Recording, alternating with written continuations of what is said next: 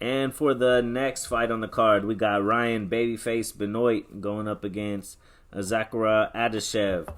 Benoit 10-7 UFC vet, and then Adashev 3-3 on a 2-fight losing streak. For Adashev, everybody remembers him from that nasty knockout from Tyson Nam last year in 2020. That was a devastating one. And for Benoit, I mean, he's had some good fights, across his career. Sergio Pettis back in 2015, he got a TKO win. Split decision loss against Brandon Moreno in 2016, and then he lost the decision to Tim Elliott, which might have went either way back in 2020. So I mean, he has a more plethora of tough opponents than Adashev has. I'm not too impressed with Adashev and what I've seen from him as of now. He has a good 1-2, but he has pretty basic striking, slow reaction time.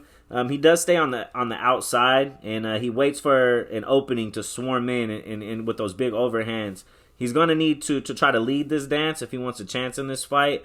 I just have a hard time seeing him do that against Benoit. With Ryan, he's just a scrappy little dude. He has nice kicks. He loves to throw those calf kicks. He gets real predictable. I see him throwing looping overhands in every fight. He's not much of a dynamic guy, but he has a decent speed. I'm hoping by the second or third round he can kind of get it figured out and hopefully either put him down. But I definitely think he's gonna outpoint him here. So it should be a decent one. What do you got? Yeah, I'm liking Zarrukh kind of on this one, to be honest. Ryan's kind of...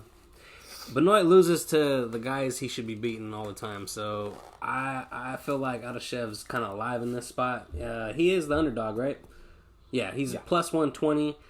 He's the younger guy, only by 3 years. They're both midgets at 5'5". Looks like Ryan's going to have about a 3-inch reach on him.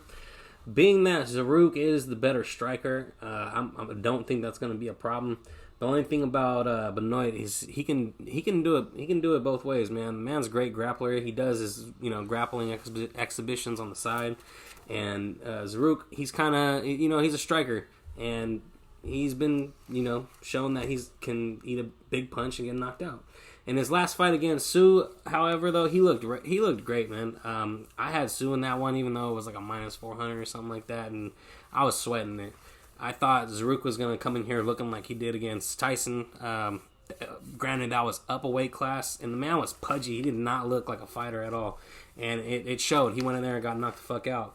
When he came back down to flyweight and fought Sue Madarji, man, he looked good. So if that same guy comes in here, I definitely give the striking advantage to Benoit. To Adashev.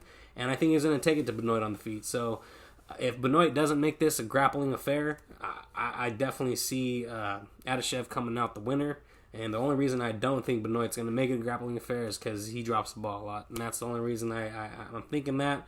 I wouldn't put a bet on it. I would kind of just leave this one alone and just see how it shakes out. And for Benoit, in his 7 losses, he's never been knocked out. Never been no TKOs. He's got lost 5 of his 7 fights by decision, and he's been subbed twice. Usually when he does lose, it's by more of a wrestling style guy, except for Tim Elliott.